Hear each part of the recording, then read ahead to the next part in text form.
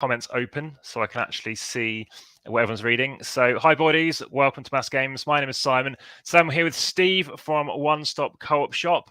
Steve and I have been collaborating on Ollie's board game channel to do with Best of the Month. And he's one of numerous people who have been very kind with each other. I'm not saying I'm not kind, but Steve in particular focuses on the co-op side of things. And one of my buddies who I play a lot with, big fan of Steve at One Stop Co-op Shop, patron, and an avid watcher. So here I am today to ask Steve some questions. Steve, tell me about yourself.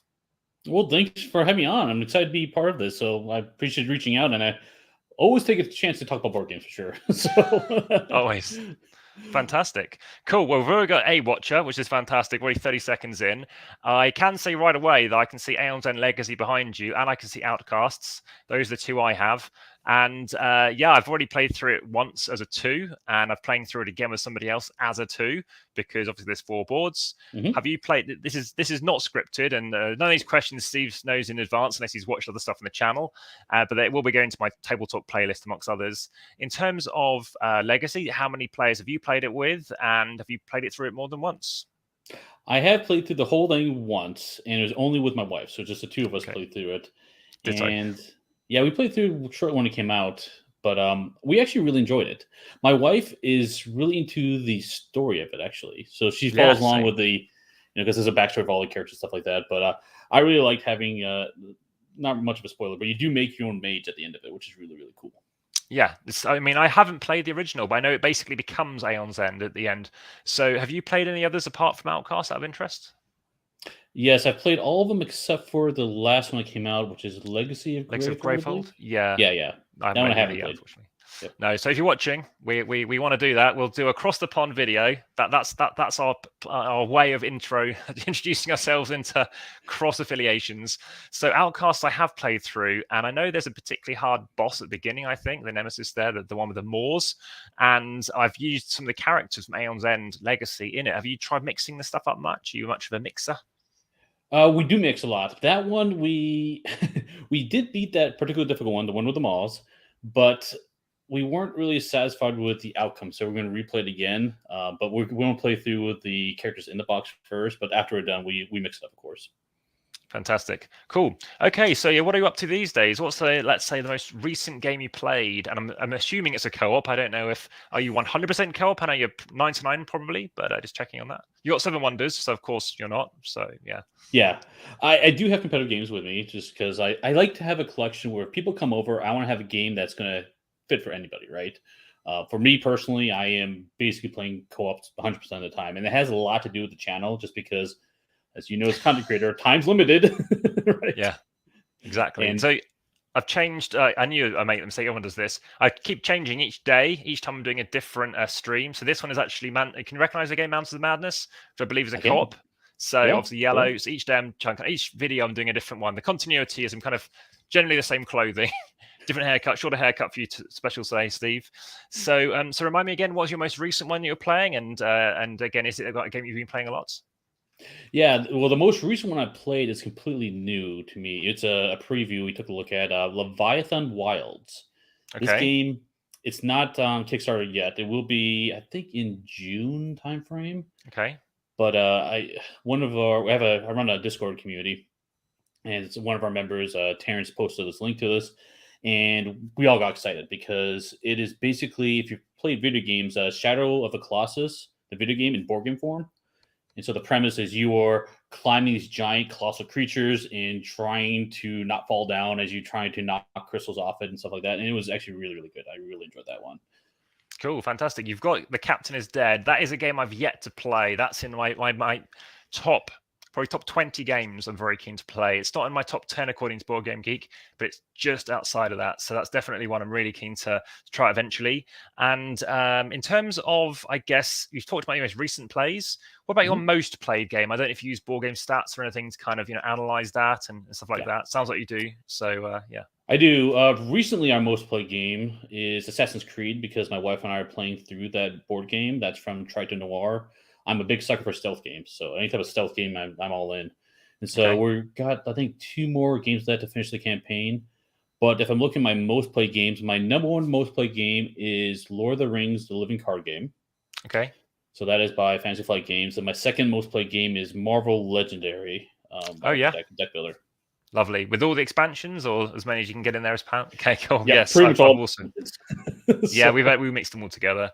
So I've got the Lord of the Rings card game. I've got 5 different Lord of the Rings games. That one I've yet to play, and it's on my shelf of shame. It's coming down. It's just under 30, so it's been just under hitting 30 for a week now. So it's my birthday next Saturday, so I'm hoping to get 7 off that. So that's kind of like a weird, bizarre wish list. So we've talked about your most played games. What about your favorite game, if there is one, or whatever's in flavor of the month, let's say? Could be different when next time we chat. That's right. I'll answer in a second, but my birthday is a day after yours, apparently. Oh, really? The 20th? I also know someone's called the 20th. Oh, wow. There we go. I'm Bruce Willis. I don't know who you are. I'm same as Bruce Willis, also left-handed. And I've met 7 people who've got the same birthday as me, which in person, that's quite unusual, I think. Yeah. You have to be in a situation to even know to ask that. So, obviously, many happy returns for that. I mean, are you getting anything for your birthday? Any presents? Any board game related stuff that you know?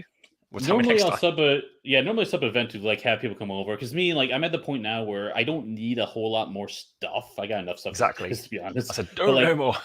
Exactly. But like for me, the value is having people come over, hang out. In fact, that's kind of why I got into board game in the first place. Yeah. It was that social experience and having something common at the table that we can all have a shared experience with, and that's what drew me to the copy. So yeah, just seeing someone hate you over in a game is like, ugh. And that's, I think, one of the first co-op games. Well, Zombicide would be probably one of the first ones more recently. I say more recently, like 10 plus years ago. But then I was over in Germany, and my wife's German, in case you didn't know, and we happened to be playing over there. They have another game. So again, games come out years in advance, apart from of Fantasy Realms, whereby the UK, we had it really ahead, like years ahead of obviously the Americans as well. But over there, we played Legends of Andor in German the years before that came out. And I was like, wow. And I knew it was just been nominated for Spiel des Jahres at the time. And I was like, wow, this is incredible. And now I've since owned it. I've been playing through it so much. I do have the expansions, but again, it's still on the shelf of shame because I've been going through teaching about over 40 different people, just playing through it. Obviously, Scenario 3, because the first 2 are tutorials. I never teach them those. And missions 4 and 5. So 4 is the back of the board. But 5 is hard. And I mean, I'm sure you're nodding, so I'm sure you know about it. But mission 3, there's 10 different fate cards. So I thought, well, how can I make sure I get more than just 3 games out of this? Because that's not much. So I've been playing through every single fate card and then every different flips, a bit like Quacks of Quedlinburg, every different combination of that. So that's been a lot of fun. I do have the Adventures of Robin Hood still unopened. So that might kick in this year. We're hinting about that because there's some fan-made stuff. I don't know if you've played it, but that's also coming out. That's in Cosmos, which was obviously Andor. But then I have the Fantasy Flight Edition, and now it's owned again by Cosmos. So I've got an American and published printed version, but now it's had to be tweaked. So I've had to have it sleeved and then rewrite some of the cards or put stuff on the cards to kind of overlay that because of some balancing issue or something. But sure, big fan of that. So in terms of game you're most proud of, I don't know if that would touch on your favorite game or not, if you may say it's the same, different, or otherwise. Yeah, I think that kind of why I started recording my plays in the first place, because I was curious. Like, I got to the point my hobby where I was just buying all these games, and I kind of wanted to know, well, what games should I buy next? And so that's what led me to recording my plays, because I figure if it's in the table, that's the most important thing. Like, that's at the end of the day. So. And that's where it led me to, I know it's a trend where I was playing a lot more co-ops, because with my wife, she'll try any game, but she very much gravitates towards being on the same side. And so that's what led to the co-op side and going down that path. Favorite games, I think definitely my top games will align with that. Like Lord of the Rings Living Card Game, love that one. Spirit Island is probably that's my number one right now, I'd say. Game of all time. Street Masters, big fan of that one. Oh, yeah. I played that, yeah. Bit too tactical for me, I found, but that's just me. Sure. You don't have to end the broadcast there. Oh, in terms of Spirit Island, I know massive fans of it, particularly people playing it by themselves. I generally find it's a bit too abstract for me personally. Sure. I mean, there's got to be something which I disagree with, and it just happens to be that one of other things. Stephen Bonacore, he said Meadow for him, so there's always something that chimes differently. But yeah, cool, very interesting. Yeah, I can definitely see the abstractness of that, especially since you get into the puzzle. Like it kind of overwhelms the theme at times. The Yeah. cards I find thematic in sense, and that kind of draws me back in. But I think we're similar in that sense, where like there has to be some type of theme that keeps me anchored to the game. Is this for Spirit Island or for Meadow out of interest? Because Meadow I Sorry, haven't sorry. played. Some of Spirit Island with some Oh, of for the you, just double cards. checking. Yeah, I haven't I, s- played Meadow, so I can't talk to that no, I one. was due to play it last year, but again, I could have played that one, including when you see things like Captain is Dead, and there's another one, Barrage, and a few other ones. I'm like, I could have and Container, or I could play this game, or I could play this game. I don't know which one. I'll play this one, like or Tapestry. I'll play it, and then next time you never see that game again because people just bring out different games next time. So Right. it just happens. Then you never know Yeah. what's going to be the next big thing, whatever it might be. But it's an interesting point about your wife saying about rather being on the same side, because I play a lot in public venues, lots of Mhm. pubs that I arrange and stuff like that. And when women do attend, and sometimes there has been some bad evenings where it's been like one woman's turned up, there's like 50 men. But sometimes we've had more women than men, which has been fantastic. So it's nice to see Good. obviously that mix. And I've generally found women do gravitate more to cooperative games, Hmm. as I think typically about 35%. I think of all no 35% of all games I think are not co-op but preferred by women or something. What I Hmm. don't mean by that, it's a bizarre statistic. The majority of women prefer co-ops, and I think something like 35% of the industry is now played by women, and apparently yeah, it's just their preferred thing. And I think it's just they don't like ganged up on. But then equally, I know some very competitive women players, and I think that might be the thing. I think they've realised how competitive they are, and like I just don't want to show that side of me. That's why I have to be on the same side. Maybe they're like it's like a very meta hidden role element, hidden like traitor Sure. element that they're going very deep on over 10 years, like don't get got or something. I'm not sure. But it's of For interest. sure. You never know what's going to transpire and what could happen. But it's interesting when you say what people like, because someone I was conversing with today to do with board games, they won't say what they like, but they'll definitely say what they don't want to play. Yeah. And they will say, I don't want to play that. And it's a bit like bingo or battleships or something, very meta, because it's like, all right, should we play this? And they're like, yeah, should we play that? No. So they'll never recommend something. So it's just about bringing something out and saying, have you played this before? Yes or no is basically the answer. So it's very Correct. interesting. Oh, and in terms of BG stats, just in sort of my background, I think around 2016, I started to, you can kind of go into Board Game Geek and not check it as owned, but you can comment or do something with it, and basically as a tick mark to show that it's kind of not owned, but it's of all time. So it's to do like rankings and ratings, but it can be Mhm. unrated. And if you go to BG, I mean, mine's about 1,800 and something odd in terms of rating, but it's very similar. Like it's at about 20 difference. But then obviously for the year after that, I then ended up choosing to log the date. The year after that, I started to use obviously the stats app. So then I started to log, I think, people. The year after that, I started to log scores. The year after that, time.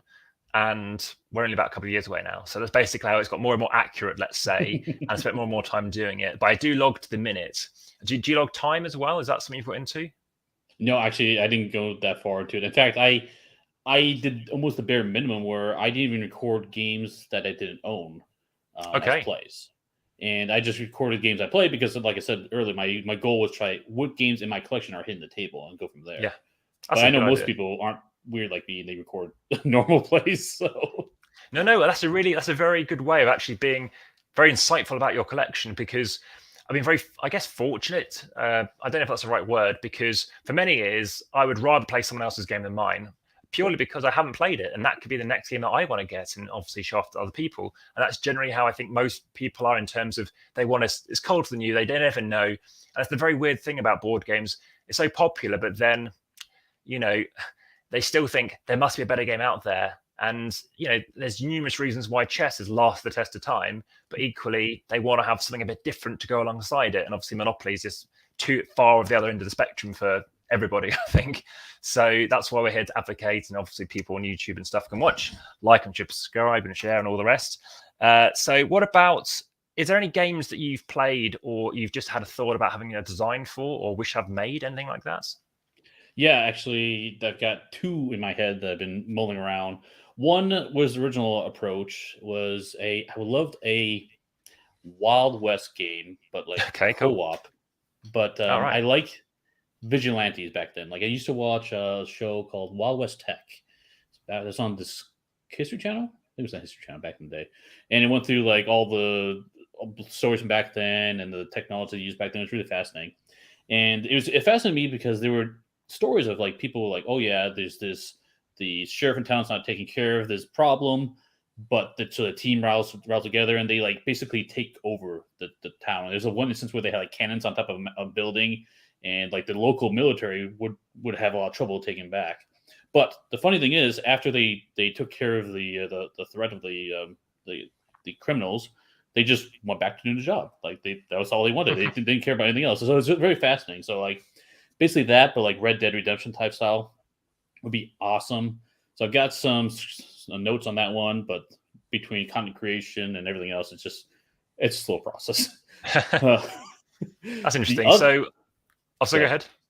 Oh, so the other one I had was a game about ants, and this came up because I was listening to a podcast about how ant colonies work and how they cooperate together, and it kind of like wrote its own story when I was listening to how they work together, and I thought it'd be really cool. It's a weird theme, but I think it would work really well for a cooperative game. That, in terms of being co-op and ants, that makes a lot of sense. There are games out there such as March of the Ants, and I guess Hive, is kind of colony related. There is a game called Colony, it's a whole other matter, but I'm going to be literally down rabbit holes and ant holes in a second otherwise.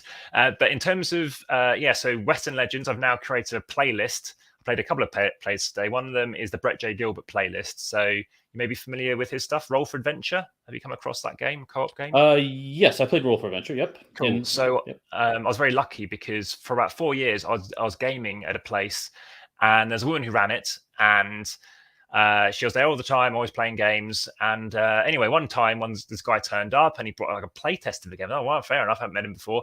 Do that. Introduce his name. Hi, I'm Brett. I'm Andrea's sister. I went, oh, Brett J. Gilbert, you're the Brett. Yeah. And I was like going to shake his hand and stuff. And wow, I never knew the whole time. Anyway, it turned out that he'd had like early copies of like Mandala. So I had that on the channel really early. I did like a playthrough as well. It's months ahead of other people. And of course, the trouble is like that. If nobody knows what it is, you're not going to get views anyway. But It is what it is. It's got 5K plus currently. So it's something. But of course, people are going to do a better video at the time because rules changed and whatever.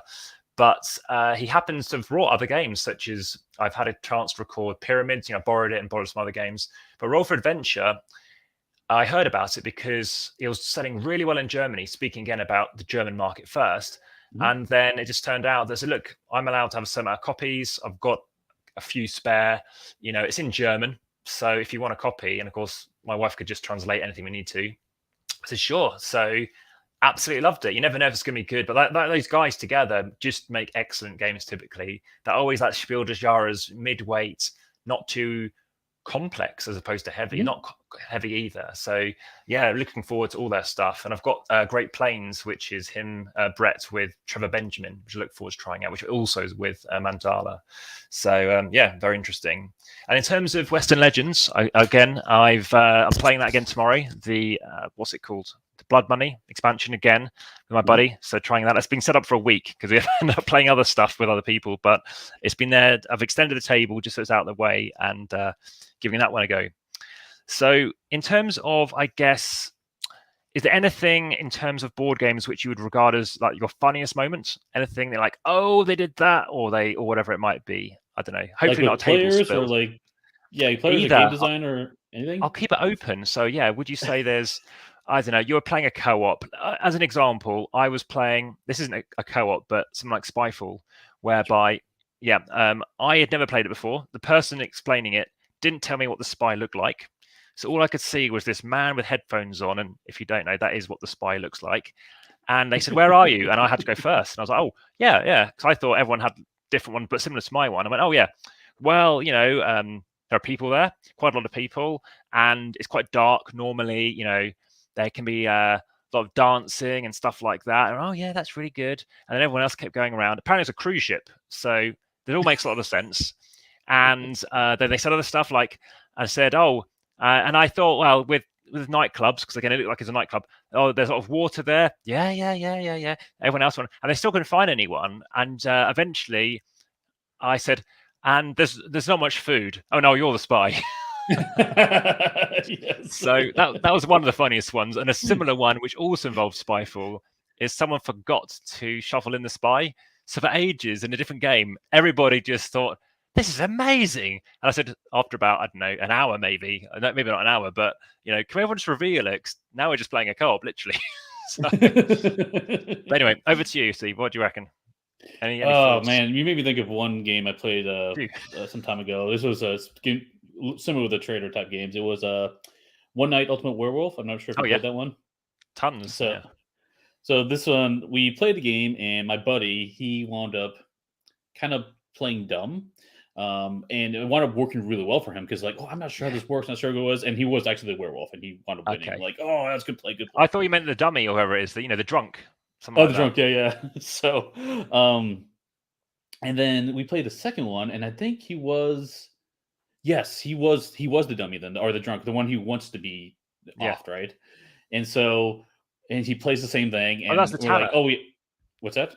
The Tanner's the guy who wants to get shot. Thank you. That's the one. That's the role. And so he plays through it, and we're like, dude, what's going on? Oh, you've got it. You can't play the same trick again. So we all like point to him, and sure enough, he flips over, and he is the guy who wants to get the Tanner. It's like, oh, I win, and we are like, oh, can't believe you pulled it. And we look around the board, and then somehow someone switched roles. Where I think it was me. I had the role which was whoever I point to is saved. And I was pointing to him, so it actually like backfired. And then Oh, who we no. pointed to actually won the game, and so it was just a big ruckus around the table. Like, oh my gosh, Wow. can't believe what happened! And yeah, that was a really fun moment. It's so funny when you play someplace, especially in public venues, and you've ordered food or something, and everyone's got their eyes closed, and you just hear this food come down on the table. But sometimes I've seen groups play for 3.5 hours. This like that's a lot of commitment. 3.5 hours a werewolf, to be honest, is Oh yeah, a bit too much, I think, for sure. possibly. But I definitely like mixing it with Daybreak. I played the majority. I played Vampire. I've played obviously Alien, and I think even the superheroes a little bit. I did really like the 1 week Ultimate Werewolf. It's a lot more strategic, and I would definitely like playing the Robber. Just the Robber that just take it, and now you have no idea. So, but a game like Masquerade, it doesn't hold a candle to it, in my opinion.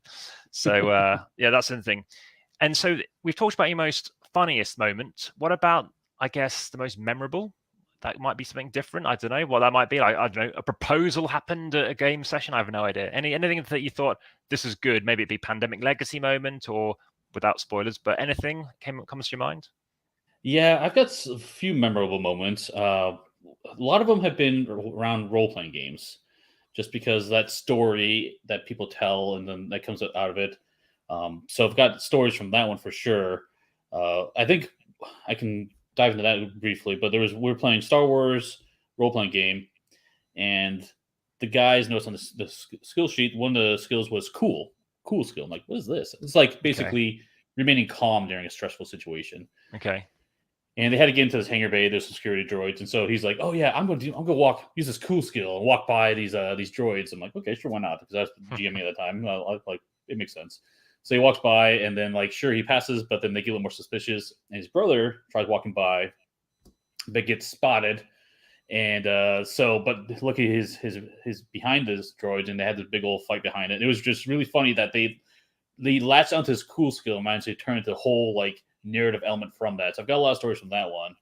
But I guess the other one that really jumps to my head is we were playing Defenders of the Realm. I know you said you like Pandemic, so this is like a Pandemic style game, fantasy setting, where we're ready to play. My wife stands up and she's gonna roll this dice for this attack, and before we roll the dice, she goes da da da da da da da da da da and rolls the dice. Like, we're like, what was that? And she was like playing this epic music because it's a big epic moment for her as she's playing. So that one stood in my mind too. But yeah, Cool. a lot of fun moments.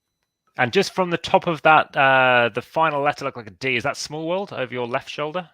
Yeah, Small World's up there. Yep, cool. Behind me. I did left shoulder just to make sure you turn the right way, but that's fine. And you obviously got Dark Moon up there, of course, another sort of hidden role game. Any theme that just is coming to mind? What theme? Any themes that really kind of stick out for you that you kind of go towards, if any? Yeah, I'm a sucker for Marvel for sure. Marvel superhero themes, I like that a lot. Fantasy's great. Sci-fi, like sci-fi too. Those are big ones. Stealth is the biggest one. Like if there's a game with stealth in it, some kind, where you're sneaking around, that kind of stuff. Well, Spectre Ops is fun, right? Yeah, but I like the cooperative stealth ones if possible. Like V Sabotage or V Command is what it's called. Assassin's Creed, like we're saying, has stealth in it as well. U-Boat, which I don't know, not a lot of people have heard about. I haven't played it yet. I mean, I don't know if I'm not hearing about it. Sorry, pardon the pun. It's not on the radar currently. But yes, I remember it coming out. It's, I guess, a game needs to either be talked about for a while. I mean, like this year, and I haven't heard anyone talk about it this year. But that way, you have to be on the Facebook groups maybe to kind of get that discovered, or the YouTube channels. And again, with the YouTube channels, what do they talk about? Including on Discord, I don't bored was saying he's playing Iberian Rails, and that isn't a new title, and it's quite nice to have some more refreshing than whether people get sent games or otherwise. If it's something a newish title, then you have the assumption that maybe, especially as an influencer, there's probably a reason behind it. They're there to influence.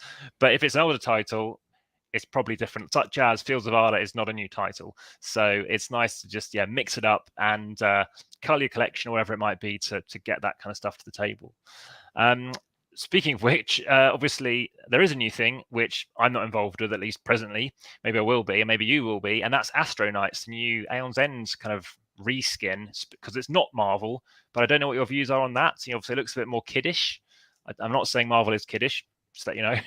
No, it's fine. Mike played that for the channel. So on One Stop, there's actually 6 of us that contribute to the YouTube channel. Because it's just too much. In fact, we have 2 separate channels now because there's just so much content coming around. But he played that, and I watched his play and talked to him a bit about it. And it looks good, but I already have so much Aeon's End, so for me, it was an easy one to pass on that because exactly, it didn't seem different enough. Put that way. Yeah, exactly. Now, Marvel Champions, obviously, I've got a Marvel playlist myself now. But what about Marvel United? I've heard Dice Tower talk about that. What's your views on that? Is it a Champions killer? And what do you like about it? Good question. Yeah, I did do a video at one point talking about Legendary, United, and Champions because I feel like those are the 3 big hitting Marvel games. Yeah. Marvel United, love it. I love it. I wasn't sure if I was going to like it. I did go all in on it the first time around, and the second time around, I got all in coming as well.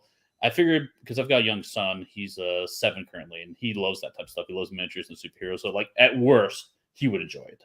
But I wound up being surprised that I actually enjoyed it. And my wife and I played quite a bit online on our streams. United's great. Champions is really fun too. And then Legendary is one we like a lot as well. Now, comparing them, Champions is the card play is excellent. That game, it's superb. Yeah. The one thing I don't like about Champions is the pacing of it. I feel like because the bad guy is trying to achieve his end, but you can roll back time and you can almost maintain that rollback. It's not, there's no pressure at times. Well, I shouldn't say that because things come out the deck and you have to deal with it, of course, but it doesn't have that pacing that I like in other games. So that one, I kind of rank lower than the other 2. United is so quick. It takes 20 minutes to play a game. So that one hits the table a lot for us. So that one's a big plus for me. And then Legendary, there's just so much for it. I never get bored playing that one. Yeah, and if you want to lose and have a quick game of Legendary, just play Alien Legendary as well. Yes. Get me over quickly. So there's that to bear in mind. So in terms of, I guess, Champions, I mean, all co-op games have to have peril. And one game that I spoke to the publisher of Mantic, I don't know if you've played any Mantic games, such as Hellboy. I don't know if you've had a chance. So I spoke to, I forgot the guy's name now, but I basically said, this is one of the first co-ops I felt didn't have peril. I felt we're doing stuff and we won. I don't know if you feel peril is important, but I feel that you've got to feel like you can lose, especially in a co-op, obviously, because you can lose against someone else. But if you don't, I mean, I've played some zombie games, not highly rated necessarily, Zombies Keep Out and stuff like that. And what's the new one? There's a Zombies Kids Evolution. I don't know if you've come across that one. I've played the first level and it was fairly easy. I know there's tiering to it, but of course they demo you the beginning one. But I mean, have you played Zombie Kids Evolution or Zombies Keep Out or zombie games? I don't know. I've done Keep Out. I did not do Kids Evolution, but I'm familiar with that one. But to get to your question on the peril of it, and I think this is something where maybe I fall on a very different spectrum than most people. I totally understand the draw is, we want to have that difficult to win situation. Why would I bring it to the table? The puzzle, right? And for me, it's, of course I play to win, but for me, I really don't care if I win or lose. And I mean, I'll play games that are super, super challenging and I lose all the time. That's fine. It doesn't bother me. And I'll play games where I win most of the time and that's fine too. It doesn't really bother me either. Yeah. But I do think you need to have the challenge for the interesting decisions, right? Or there's interesting decisions have to come out, because for me, it's more about the decisions and less about the winning or losing when it comes to gameplay. Correct. Yeah, for me, I'm very much a casual gamer. People do not believe. I mean, literally, I could be playing Quacks of Quedlinburg, or I can be varying other things, and literally, I'm like, my arm is just like, my arms are chilling on the back of chairs. I'm just doing this, and they're saying, "Oh, come on, Simon, take it seriously." And actually, in a game which is competitive, I might be only losing by like 1 point if I happen to lose. So actually, it's just because I don't like analysis, obviously AP, analysis paralysis, everyone who doesn't familiar with those terms. And it's just about bam, I'd rather take a quick decision and just chill out and just, chat to people. And if I happen to win, then that shouldn't make them look like losers or anything like that. But I do know when I do watch people mind crunch for 20 minutes for that final turn and then they win, it's like, oh, so maybe I should just spend another 20 minutes. And what I mean by that is it just slows everything down. Yeah. So you can do that, but I think that doesn't have to be a part of it. So in terms of zombies keep out, though, again, I happen to complete it on easy. And I think that's the thing with co-ops. Luckily, they do have tiering, like with Pandemic. And, I have managed to complete it on Abomination. I think, in fact, one occurrence on each level, and that was it. So, all right, I can sell it now. Whereas Pandemic World of Warcraft, have you had a chance with that one yet? I have not played that one. I did watch the playthrough of it. It looked pretty cool, but I haven't played it personally. Okay, cool. My playthrough, or it's on a different channel? Just let you know. I did see part of your playthrough, and I did watch playthroughs on other channel as well. Yep. Okay, so so we played it on basic mode. Literally, there's 4 tiers, unlike Pandemic 3. The very first one, we won it, and like for example, speaking of choice, for good points, you can either go and fight the main boss, or you can try and do the side quests kind of thing, or you can find the minions, or you can try and do the quests. Straight away, we went for the quest, and we did it. The second level up, we kind of the same thing. The third level off, we lost that, and I tried doing a solo playthrough by myself. Yeah, obviously by myself solo, and it was on Mythic. Now, of course, I did get trashed, and it's the same way you'd lose in the other one. And I do know in video games, people sometimes just play the hardest level, and that's like BioShock and stuff like this. But the reason I moved to board games 10 odd years ago and a bit is because I look at screens so much that I need to make sure that I just have a way out. And I guess it happened to be, for the rise of smartphones, that kind of actually led to my increase in board game time. Although ironically, we're now watching screens for videos and stuff like this. So it is. But for me, amongst other things, that sociability, it's just like, no, I want to chill out, and I'd rather just play out and not play to win. But whilst I am saying that, sometimes I'm secretly doing it. And someone didn't chastise me, but I do know they watch my last live stream, and I happened to be playing Architects West Kingdom, and I literally accumulated 50 stone or brick. I think it's stone. And I thought, I literally had nothing in my hand which was efficient, nothing that they could see that was efficient. And he only lost by 2 points in the end, in a 3-player game, I think it was. Wow. And it turned out I still needed more stone, actually, for the thing I was doing. So there are some really interesting strategies in that game. But the first 2 games, it seemed to be just the Architect track. I mean, it is called Architects. Sure. But then I have discovered more and more, and we're looking forward to doing obviously the Tome saga as well. In terms of your views on, you've spoken about obviously peril and choice. Are there anything else that you think that you would like in a cooperative game? I think it might dive into variability. Definitely comes into play, like Marvel Legendary, where it can just combine decks together or try like weapons. If I combine these together, or the living card games when I build different decks or build a team to approach something. I like to see what happens. I use the term exploration in what the game can have to offer. That's a big plus for me. And it actually goes to the next level where I also love house rules. I really enjoy employing house rules. I won't do it when people visit unless I tell them, hey, it's a house rule I like playing because XYZ. If you want, we can do it. If we don't, that's fine. No big deal. But for me, a lot of times I do house rules to, speaking of challenge, to make things harder.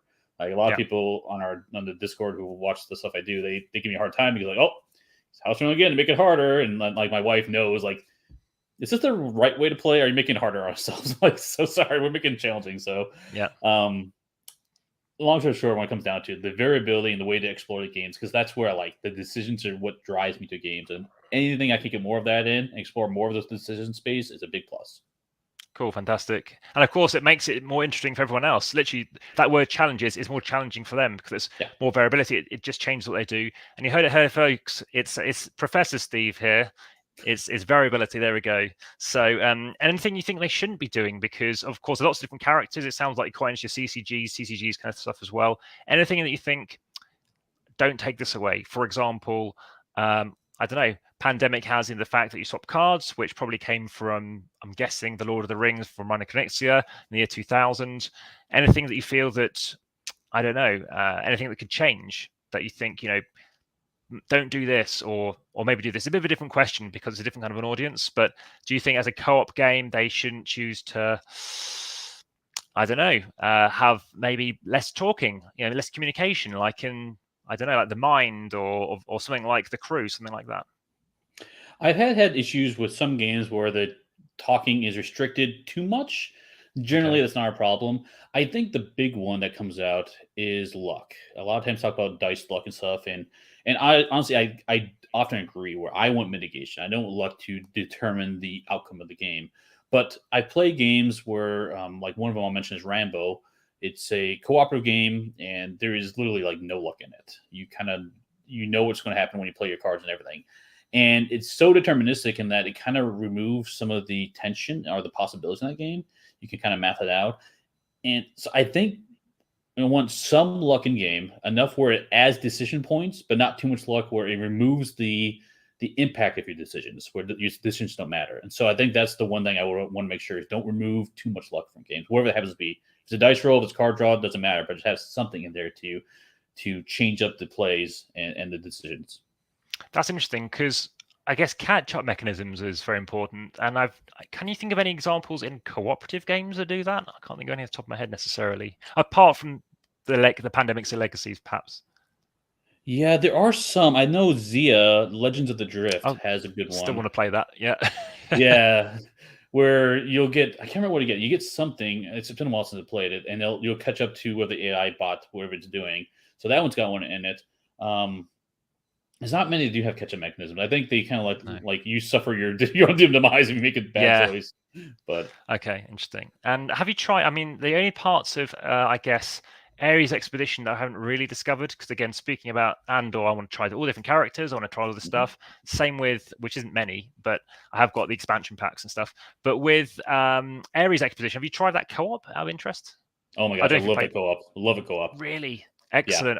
I may get a chance to play it tomorrow, but like last week or something, there's numerous games we get ready to play, and then end up playing other stuff. There's a few things that I am keen to play. Dan King sent something, so there's a few things I want to get done, and obviously Western Legends to then play, and then at least I can get some table space back. So there's some interesting stuff going on here. What's your view on components in a game out of interest? Do you, for example, I don't know, round components better than square ones, but then round ones roll? And in Fields of Arla, I actually tried flicking it, and it never actually turned over. So very, very odd.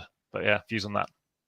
Yeah, components, as long as they as I'm more critical of the graphic design. In my everyday job, I do a lot of usability, user experience stuff, and so looking Oh, at the graphic lovely. design and understanding when you sit down at a table, seeing patterns, and when patterns are not consistent through a game, that drives me nuts. Like, come on, guys, you have this established. Let's leverage it through the whole game. So that Yeah. jumps out. But component wise, I think that comes down to a lot of times we have discussions on miniatures or not, and because miniatures are fun. Don't get me wrong. I have a 3D printer. I love printing miniatures, but I'm kind of over the games with tons of miniatures in them. It just becomes a storage hassle, and they're fun. Don't get me wrong, but I kind of like it when there's only a few miniatures for like the main heroes you're playing in the game or the main characters, and then have standees or something for everything else. It makes it way easier to Yeah. manage and store. So that's kind of where I land on one component wise. Cool. I haven't. Have you played Tainted Grail or maybe the Jaws of the Lion and stuff like that? I played Gloomhaven. I haven't played Jaws of the Lion, and I haven't played Tainted Grail. But are you referring to the standees in that one? I'm guessing. Yes, I was going to say. Well, I'll talk about Tainted Grail first, I guess. So, Mhm. based on, I guess, the canon, well, the order in which I played them. So, we did complete Tainted Grail. It took over 2 years because of COVID and stuff. But we finally completed it about a week or two ago. And yeah, obviously, a whole extra box for the monsters because that was kind of an all-in package, as you mentioned earlier as well. And then Gloomhaven, I had played years ago, and has standees very much like Andor.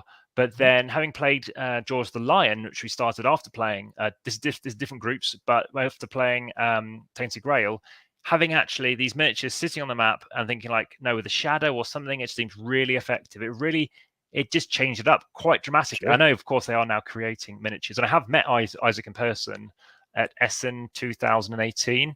Do you go to conventions? Are you heading over to Essen? Have you been there before, out of interest?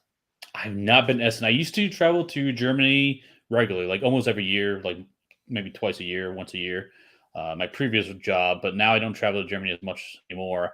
But I remember I would always look at Essen's schedule, and I was thinking a week off for a work trip and being able to attend Essen. Like, oh, almost got it. So I haven't been to Essen yet. I want to do it, but I've been to Gen Con frequently. I used to go every year. I've stopped due to COVID recently, but I'm hoping to go back soon. Yes, I mean, I did. So I did Essen 2018. We drove there. 2019, 2020, obviously the digital one. And as per the prior broadcast I did, I happened to receive some games which were related to that were coming out. So if you want to be able to do a press pass kind of stuff, the first time I applied, thankfully I did have some stuff. And it seems as if, I don't know, either nobody got the memo or something, but I had 38 videos, which was all on the front page of the game section, which is the second link, speaking of user experience, you have the front page, and then you go to games. So it was really handy to see that. And because last year it was on, but you had to wear masks. And after experiencing it at the UK Games Expo, I thought, now leave it. It's masks again this year, I believe, but we may well drive, if not next year. It's one of the two for sure. But we did book our hotel 13 months in advance. So you basically booked it. You have to book your hotel if you want it without paying silly money. I mean, you're talking easily double the price. Oh, yeah, you book it before the next one's going to happen, basically. That's how far advanced you need to book it. So where in Germany, out of interest, did you travel into? Which city? Mannheim. Mannheim is normally one too. Okay. But I drove all over Germany too. Worked for John Deere for a while there, which is a farming agriculture company. And oh, so yeah, that's massive in the north. Yeah, that's where my wife's from. Very much farming. She lives outside of a hamlet. That's, everyone just talks and watches tractors. Everyone's just got tractor mugs and stuff like that. So class and all that kind of stuff. So there we go. Nice. Very good. Just all over the place. But yeah, I used to visit the farms out there and talk with customers and stuff. And it was fun. My colleague, he actually was bilingual. He was born in Mannheim, but he spoke English as well, so he could translate for me. And he also played board games, so it was fun because whenever we visited Mannheim, we would actually go visit his parents and we'll play games with him. It was really fun because I only know enough German to get by, just passing phrases. But it was really fun to sit down and play a game that we cannot communicate via normal language, but we can have this shared experience at the table still. It was just always really cool, really cool. And it's so nice that they actually want to play games because, with my in-laws, go there for Christmas or whatever, and we're just gaming all day sometimes. If the mum's busy, I'll play with the dad or vice versa, and we'll play sometimes lighter games. Sometimes we have played the Lord of the Rings, the board game, which is a bit too long for them, especially for that first play. But, play Quicks, and we play Knockmal and Bonanza and Port Royal and various things of that ilk. So, yes, it was really enjoyable. So, very, very fun. And in terms of user experience, I'm really into user experience. Just follow that flow. And it's a shame how YouTube Studio doesn't actually have functionality which allows you just to stream with somebody else. It's ridiculous in this day and age with Google and stuff like that. In terms of, obviously, you mentioned about backing stuff on Kickstarter, I'm assuming. What about the likes of GameFound? What's your views on using them? Do you think that you're using them more? Do you think more people are using them more? Do you think there's more of a switch? Do you think they'll overtake them? What's your take on that? Yeah, between the two platforms, by what they offer, I love GameFound more than Kickstarter for sure. Like, it's not a question to me. The only thing I don't like about GameFound is their email updates, because the Kickstarter updates, you open the email and everything's there. I don't have to go anywhere else. But for GameFound, I have to click a link to go to the GameFound page. Not a huge deal. It's one additional click, but it would be nice to have it all on one page as well. But like being able to sign up early and get the updates even when you haven't backed it. Because sometimes being content creation, I want to follow a game even if I didn't back it personally for whatever reasons. Normally because of budget reasons. So, yeah. But I still want to know about it. And I like what they're doing, and so it's nice to be able to follow along with them in that sense. I know Kickstarter has the most eyeballs on it for sure, and I don't think it's going to change. But I've been talking to other publishers and seeing what they're going with, and I'm seeing a more and more head towards GameFound. So I think it's going to be a slow trickle, and I think the competition is good for Kickstarter, honestly, to see if they make some improvements to keep their base, or if they decide to see what happens. Yeah, I think cost-wise, it's roughly the same. It's very minimal between the two, like within 10%, which is minimal from I guess a creator point of view. In terms of eyeballs, you're talking, I think, 15 times more people use Kickstarter, but then you are in a sea of so many other people. So how are you going to stand out? My view, perhaps, though, is start on Kickstarter, but only if you're successful, which means you have to be good enough anyway. And there's various reasons to prove that. And it's still difficult to prove yourself. You think about, Harry Potter, that was rejected lots of times. So it's not just that simple. But then I think GameFound is more for the more established ones. And I was just thinking that maybe if you jump straight to GameFound, they might not know who you are. So might go, but then equally, it might go, well, if they're on GameFound, they must be good, if that makes sense. It's an interesting kind of, can you pre-game it? I'm not sure. And then what's your views on maybe going live on both of them? Because if there's no kind of sunken cost initially, I don't know how much the creation of a page is. And he talks about your own game creation. I mean, you could go down the publisher route and see how that goes. Would you like to self-publish, or would you be more interested, especially with the user experience? And any view on that? Yeah, I don't know if you'd ever want to do both. I feel like you would split your audience, and you would have like conversation A over here, and maybe conversation A would happen again over there. And I feel like if you consolidate that to one spot, it'd be better for everyone. If someone asks a question, that we can just have one source of truth, essentially. Not to mention the funding would be all over the place. But I always think about self-publishing versus going through Kickstarter or something like that. Honestly, for me personally, I'm not sure what I would do there. I think it'd be more of a necessity than a choice. Meaning, because I know Mike and Peter, they're on One Stop Co-op Shop. They've designed a few games, and they've got other games coming out. Their latest one that was announced was Mega Man. That's going through Mega Man Adventures, I believe. It's going through Blacklist Games, and they have other games as well for that. And so they were talking about they have a new game they want to hit the table, and this one they're going to self-publish.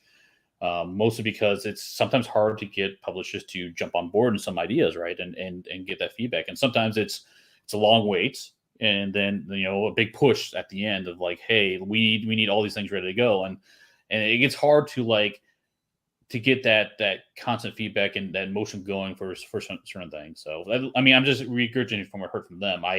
I am not a designer, so I have a name on a couple cards, and that's all I have for my design cred. So that's fine. No, it's really interesting. So, would you think about doing? They've obviously collaborated, but would you consider collaboration, or do you think you kind of got your idea and you might say like, "This is my game"? Yeah, if someone's tweaking it, then they can have secondary credit or something, or do you think you're probably able to flesh it out? Because from my experience, I was never interested in making a game, just as I was never going to do YouTube or Instagram. It's after 4 years me saying no, that I'll try it, and thankfully, well, people want to watch it, so it's fine. So in terms of making a game, I kind of thought, all right, let's just. So one thing there's obviously a theme that I dislike, not a theme, but a mechanism. And I'll say first. So for example, area control isn't my favorite. I'm not saying I hate it, but there are so many more that I just love so much for various reasons. So in terms of area control, I thought, well, how about I make one? Because, face your nemesis, that kind of stuff. So I thought, okay, let's make a quick game, printed something out, grab some spare cubes from Grand Austria Hotel when they got replaced with Etsy pieces or whatever, and then just like plonked it around and did something. And within half an hour, I thought, oh, this kind of works, two-handing it, and then quickly wrote up some rules in Excel, I think it was, then transferred it to Word. Under 3 pages, printed it out, went to some gaming groups, tried this out. Oh yeah, and they were able to play it, in half an hour, 45 minutes, an hour, different player counts, and had some feedback. I went, wow, I haven't done anything with it because it's gone through some iterations, but it's not really the game I want to launch. If I did launch it, there are other games I'd rather do and rather play myself. But then again, it could be like, yeah, I can release this now because other people like it. But equally, it's effective. So, is there any themes that or mechanisms that you are drawn to or not drawn to? I think being a co-op player, anytime I see semi-co-op on the box is a big like, oh, one versus many. That is just a big like, oh, you're so close to being co-op. Come on, just push them the other way. Because the other thing about like one versus many is oftentimes I'm the one, and I never get a chance to be the many or try that out very often because normally I'm the one reading the rule books and going through the motions of it, and it's hard to pass that mantle over. And honestly, sometimes people don't even want to don that mantle. So that's one of them. One of them that I see that I don't think I dislike. It just does nothing for me. Is polynomials. So like Okay. Tetris type pieces, like Feast for Odin, for example. Um, Nothing against putting that stuff together. I'm fine with it, but it just doesn't do anything for me. Kind of like I'm just doing this action, and there's no relation to the action I'm doing Themeless.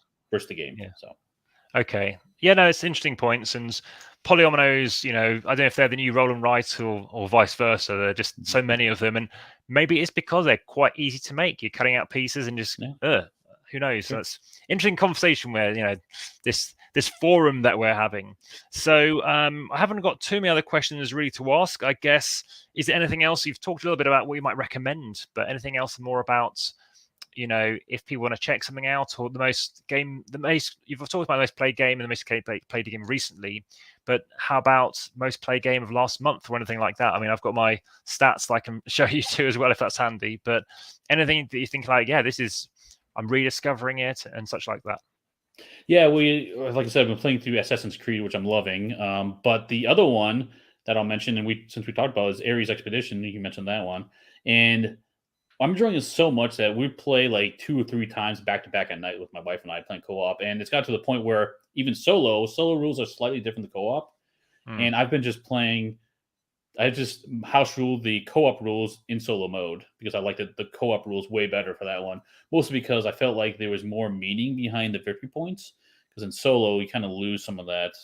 To sense, it's like, hey, terraform and see what your score is. Oh, you literally flip your cards over. Yeah. But I guess you don't communicate. Is that how you house rule it? So obviously you don't know what your wife's going to do, for example, and then you go, right.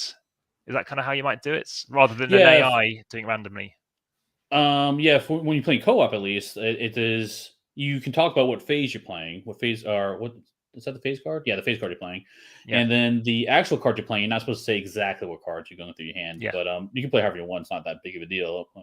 No one's come up. No board game police are come knocking at doors like, "Hey, you got that rule wrong." So, but Well, that is the thing when you do, at least when I do playthroughs, for example, solo, because I generally prefer multiplayer games, because if I play it Mhm. solo, and especially if I play it recorded, because I'll give it a go and see how I do.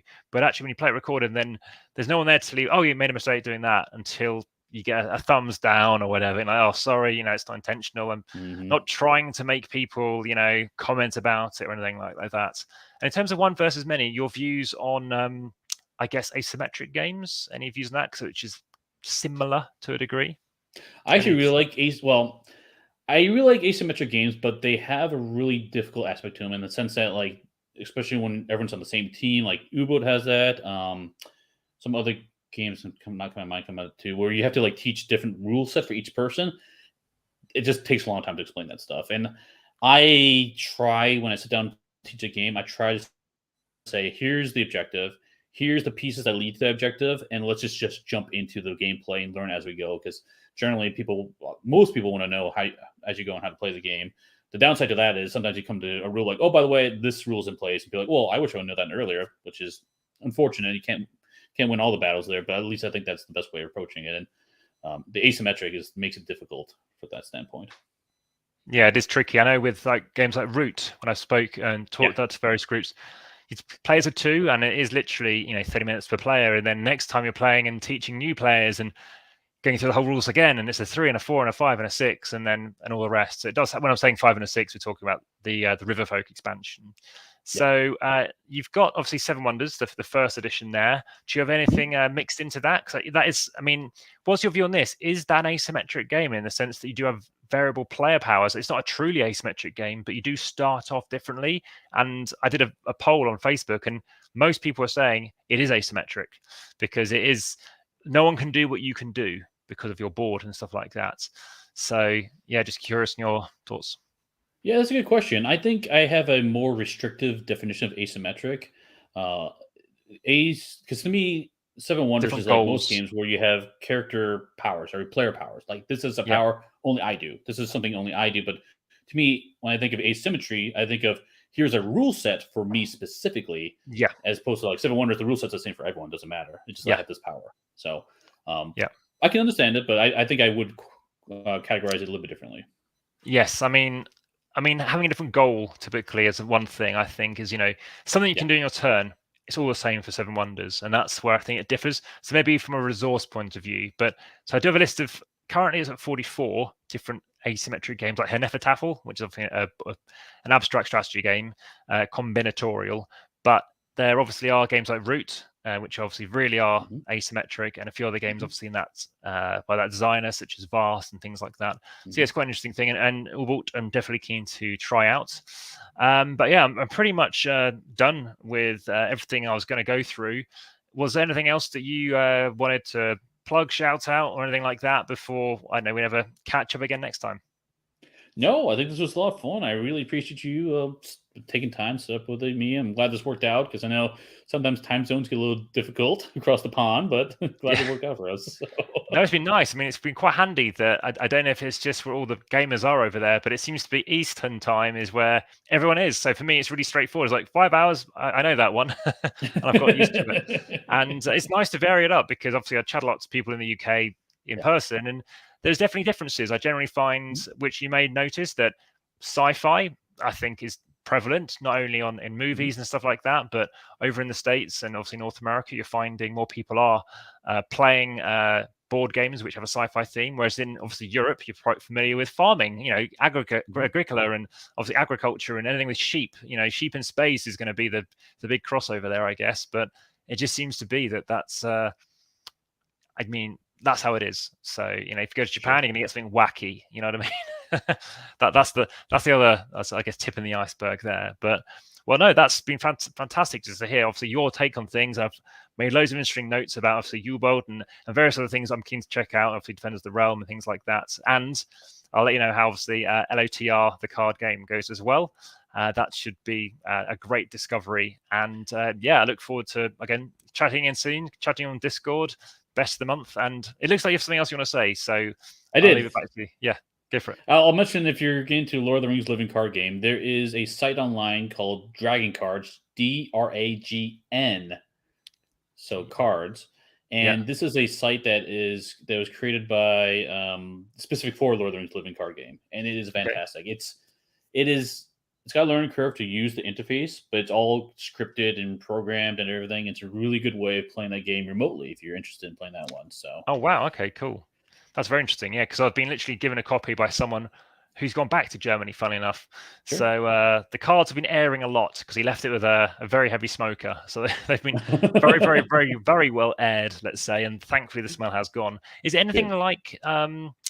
I forgot the name of that website. I'm sure you know about it. Marvel Champions website, where you can obviously know a lot about obviously the statistics behind it. Because in a way, that also has a bit of a dampener for me, obviously the game, because I now know statistically I can now beat Rhino 83.7% time. It's like, sure. Oh, okay.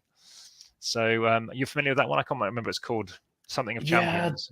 It's Rings DB, I think, is the where it started. I'm not sure if they have stats on which scenarios I've beaten by what, but at least there.